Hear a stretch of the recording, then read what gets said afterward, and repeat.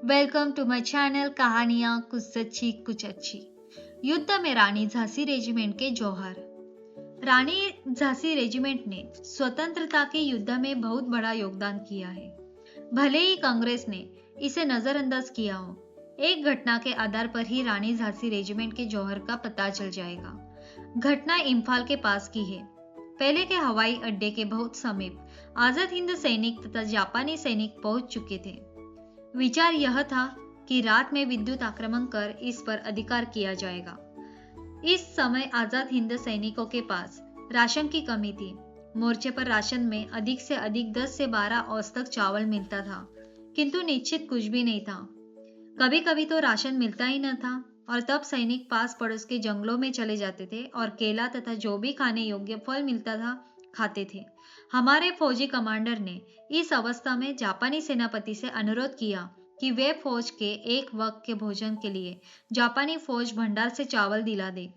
जापानी सेनापति ने नम्रता से उत्तर दिया कि इधर भी चावल की कमी है, किंतु आज रात हम जहाँ चल रहे हैं वहाँ पर्याप्त चावल है। आजाद हिंद फौज का सेनापति इस उत्तर से कुछ खिन्न हुआ, तो मैंने अपनी गुप्तचरों से एकत्र की हुई सूचना के आधार पर कहा कि आहार का प्रबंध अवश्य होगा और फिर मिलकर एक योजना बनाई और हमने अपने सैनिकों को तत्काल इकट्ठा किया और उसी समय ब्रिटिश हवाई अड्डे पर आक्रमण कर दिया। जय हिंद के घोष के साथ सिपाही हवाई अड्डे पर टूट पड़े। यह आक्रमण इतना प्रचंड और आशातीत था कि ब्रिटिश सिपाहियों को अपनी शक्ति के संग्रह करने का भी मौका न मिला और हवाई अड्डा आजाद सैनिकों के हाथ में आ गया। उस दिन हम सब ने कई सप्ताह बाद पेट भरकर खाया और खूब डकार मारी। रानी झांसी रेजिमेंट घायलों की मरहम पट्टी और सेवा शुश्रूषा का प्रबंध भी करती थी, परंतु इतने से ही हमारी दल की नारियों का हृदय संतुष्ट नहीं हुआ। हमने सुभाष बाबू से युद्ध क्षेत्र में जाकर लड़ने की आज्ञा मांगी। एक आवेदन पत्र पर हम वीरांगनाओं ने अपने अपने रक्त से हस्ताक्षर किए। जिन्होंने रक्त से हस्ताक्षर किए थे उनमें 2 महाराष्ट्र ब्राह्मण, 2 बंगाली ब्राह्मण, 2 संयुक्त प्रांत के जाट, एक दिल्ली के जैन, एक प्रजापति, एक चर्मकार तथा 2 गुजराती वैश्य परिवार की बालिकाएं भी थी।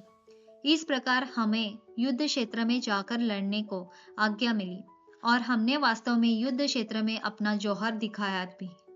हमारे दल की नारियों ने केवल बंदूकों से ही युद्ध नहीं किया, अपितु नंगी संगीनों से भी खुलकर लड़ाई की।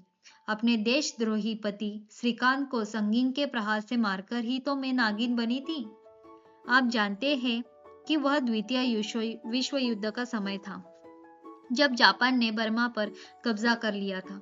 बर्मा पर कब्जा करते ही जापान ने मित्र सेनाओं की जमीन पर मौजूद सप्लाई चेन काट दी। इसके बाद जापानी सेना पूर्वोत्तर भारत के नागालैंड और मणिपुर में दाखिल हुई। कोहिमा इम्फाल रोड पर जापानी सेना ने अपना नियंत्रण कायम कर लिया। जापानी सेना को रोकने के लिए मित्र सेनाओं के पास हवाई हमले के अलावा कोई विकल्प नहीं था। वही जमीन पर जापान को आगे बढ़ने से रोकने की जिम्मेदारी कोहिमा में ब्रिटिश इंडियन फौज के पास थी। इस दौरान भारतीय सेना के साथ हम रानियों को भी बर्मा में तैनात किया गया। पहले भी लिख चुकी हूँ। 4 फरवरी 1944 को आजाद हिंद फौज ने अंग्रेजों पर जब भयंकर आक्रमण किया और जापानी सैनिकों के साथ आजाद हिंद फौज रंगून यांगून से होती हुई थलमार्ग से भारत की ओर बढ़ती हुई 18 मार्च सन 1944 ईस्वी सन को कोहिमा और इम्फाल के भारतीय मैदानी क्षेत्रों में पहुंची, तो रानी झांसी रेजिमेंट की मदद से ही कोहिमा, परेल आदि भारतीय प्रदेशों को अंग्रेजों से मुक्त कराया। गुप्तचर विभाग के मेरे साथी डेनियल काले ने इस सफलता में महत्वपूर्ण भूमिका निभाई, क्योंकि भारत बर्मा की सीमा पर जासूसी के लिए, विशेष रूप से भारत से घुसने के लिए तमाम महत्वपूर्ण जानकारी उन्होंने एकत्र की थी। गांधी जी कहते थे कि जो एक गाल पर थप्पड़ मारे दूसरा गाल भी उनकी ओर कर दो। अंग्रेजों ने तो गालों पर थप्पड़ मार मार कर सबके गाल सुजा दिए थे। यही कारण है कि एक बार गांधी जी को भी करो या मरो का नारा देना पड़ा था। ठीक ऐसे ही जैसे महाभारत में शस्त्र न उठाने की प्रतिज्ञा करने के बाद भी श्री कृष्ण को शस्त्र उठाने के लिए भीष्म पितामह ने विवश कर दिया था। नेताजी भी तो गांधी जी की बहुत इज्जत करते थे, लेकिन उन्होंने क्रांति और सेना गठित करने का रास्ता विवश होकर ही चुना था, क्योंकि कोई शासक सत्य अहिंसा से डरकर भला राज्य कहाँ त्यागता है और दूसरों को सौंपता है। जब से यह दुनिया बनी है तब से सृष्टि में एक भी ऐसा उदाहरण नहीं कि किसी क्रूर शासक ने सत्य और अहिंसा से प्रभावित होकर राज्य दूसरों को सौंप दिया हो। 4 अप्रैल से 22 जून 1944 तक कोहिमा में भयंकर युद्ध हुआ। इसे बैटल ऑफ कोहिमा के नाम से भी जाना जाता है। मार्च से जुलाई 1944 तक इम्फाल में भी भीषण लड़ाई चली। यह युद्ध निर्णायक साबित हुए। दोनों जगह करीब 80,000 सैनिक मारे गए। इस जीत में रानी झांसी रेजिमेंट का सहयोग अभूतपूर्व था। जब नेताजी ने हमें युद्ध से वापस आने का आदेश दिया तो तब हमने ही तो एक कागज में अपने खून से हस्ताक्षर कर लिखा था कि जब तक हमारी रगों में खून दौड़ रहा है तब तक हम अपनी मातृभूमि के लिए लड़ते रहेंगे। इसके साथ ही रानी झांसी रेजिमेंट की वीरांगनाओं ने पूरी दुनिया को अपनी ताकत दिखा दी। रानी झांसी रेजिमेंट की वीरांगनाओं ने मौलमीन के निकट मित्र सेना से 10 घंटे तक का संग्राम किया और आघात सहन किए। मित्र सेना के पास जहां भारी हथियार और विस्फोटक थे, वहीं हम महिलाओं ने केवल राइफलों और बंदूकों से युद्ध किया और मित्र सैनिकों का अग्रगमन रोका।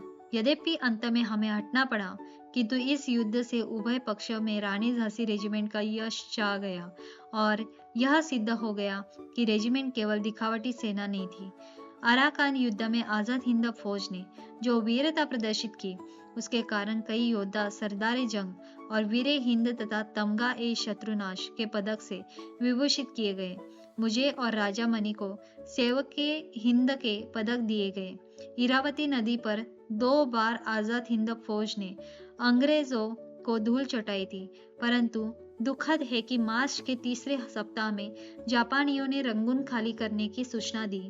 नेताजी ने उन्हें बहुत समझाया,